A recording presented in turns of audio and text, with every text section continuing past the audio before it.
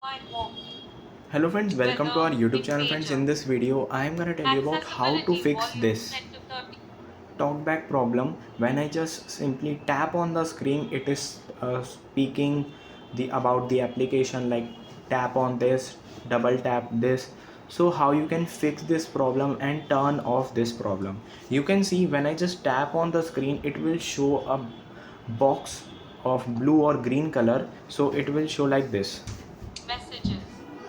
So first let's tap on the settings, Search. swipe up like this, click on settings, double tap on settings, search, double tap, talkback, double tap, and you can just turn off this from here. Double tap. Double search. Start. Start. Access. So here it is talkback. You can just turn it off from here. Double turn. Turn off.